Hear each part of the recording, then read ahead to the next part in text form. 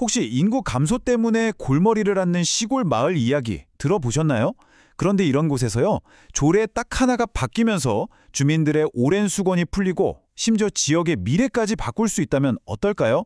오늘은 바로 경남 거창군에서 시작된 작지만 아주 큰 변화에 대한 이야기입니다.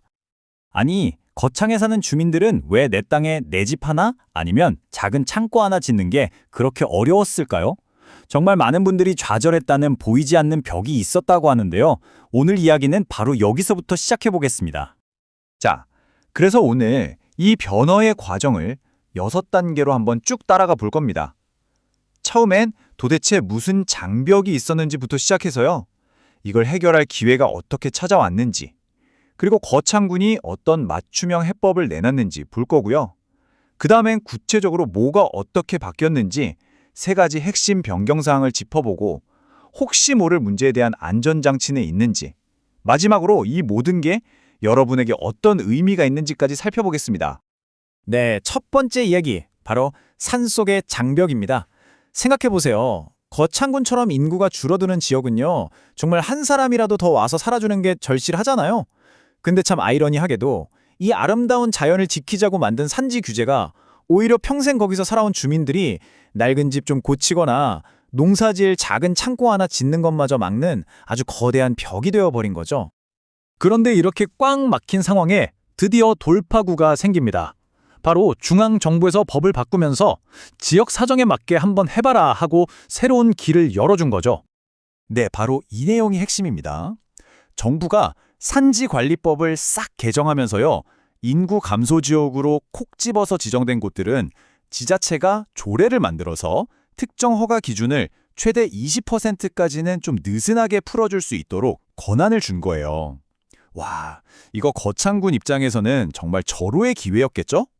그리고 거창군 역시 이 기회를 놓치지 않았습니다.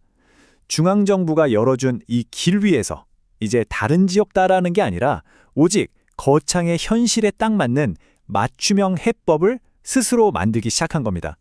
그 결과물이 바로 표주숙 의원이 대표로 발의하고 다른 의원 10분이 힘을 합친 거창군 산지 전용 허가 기준 완화 조례안입니다.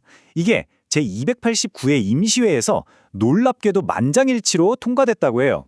목표는 아주 명확했습니다. 첫째, 주민들이 좀 더 편하게 살 수 있게 하자. 둘째, 이걸로 지역 경제에 활력을 불어넣자. 이거였죠. 자, 그럼 이제 제일 궁금한 부분이죠. 도대체 뭘 어떻게 바꿨길래 이렇게 큰 변화를 기대하는 걸까요? 이 조례의 엔진룸을 한번 열어보겠습니다. 핵심은요, 딱 3가지 기준을 아주 정밀하게 조정한 데 있습니다. 자, 첫 번째는 표고입니다. 말이 좀 어렵게 들릴 수 있는데 사실 진짜 간단해요. 그냥 산의 제일 낮은 곳부터 꼭대기까지를 100으로 봤을 때 몇 퍼센트 높이까지 건물을 지을 수 있냐 하는 기준입니다. 두 번째는 평균 경사도. 이건 뭐 이름 그대로죠. 땅이 얼마나 가파른지를 각도로 보여주는 건데요. 숫자가 높을수록 아, 저기 엄청 가파르구나 이렇게 생각하시면 됩니다. 그리고 마지막 인목 축적. 이건 또 뭐냐? 쉽게 말해서 특정 지역에 나무가 얼마나 빽빽하게 자라고 있는지를 나타내는 지표예요. 거창군 전체 평균이랑 비교해서 숲이 얼마나 빽빽한지를 재는 기준인 거죠. 자, 바로 이 표를 보시면 모든 게 한눈에 들어옵니다. 이전과 이후 어떻게 바뀌었는지 한번 볼까요? 먼저 표고, 그러니까 지울 수 있는 높이가 산 전체의 50% 미만에서 60% 미만으로 올라갔고요. 평균 경사도는 25도 이하에서 30도 이하로 조금 더 가파른 곳도 가능해졌습니다.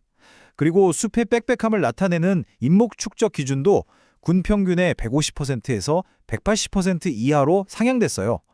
딱 법이 허용한 20% 범위 안에서 정말 현실적으로 조정한 거죠.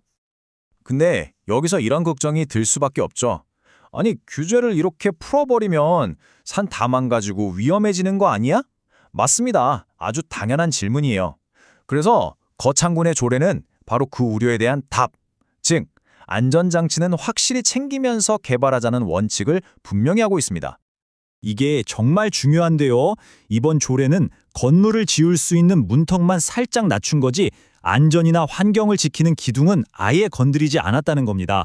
그러니까 막무가내로 규제를 다 없앤 게 아니라 꼭 필요한 부분만 아주 정밀하게 손봤다는 뜻이죠. 보시는 것처럼요. 산사태 위험 평가는 그대로 하고 수원지나 수질 보존 규칙도 그대로 희귀 동식물 보호나 재해 방지 시설 설치 의무 같은 아주 필수적인 안전장치들은 하나도 바뀌지 않았습니다. 특히 평균 경사도를 30도로 완화하긴 했지만 그 부지 안에서 30도가 넘는 가파른 지역이 40%를 넘으면 안 된다는 안전조항은 그대로 뒀어요. 정말 개발과 보호 사이에서 균형을 잡으려고 애쓴 흔적이 보이죠. 자, 그럼 이 모든 변화가 법조항 몇 개 바뀐 걸 넘어서 거창 주민들이 실제 삶에는 어떤 의미를 갖게 될까요? 이 조례를 대표 발의한 표주수 구현에 이 한마디에 모든 답이 들어있는 것 같습니다. 논촌 주민들이 집 한 채, 작은 창고 하나 짓는데 산지 전용 기준이 과도한 부담이 되어서는 안 된다. 그렇죠. 바로 이 주민을 생각하는 마음이 이번 변화의 진짜 핵심 동력이었던 겁니다. 결국 이 작은 변화가요, 정말 큰 나비 효과를 가져올 수 있습니다.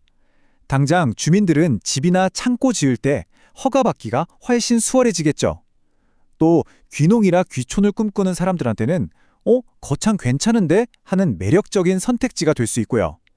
이게 또 소규모 관광 사업으로 이어지고 마침내 지역 경제 전체에 새로운 활력이 도는 그런 선순환을 만들어낼 수 있다는 기대감이 커지고 있는 겁니다. 안전과 환경은 지키면서도 주민들의 현실적인 필요를 세심하게 반영한 거창군의 이번 결정, 어떠신가요?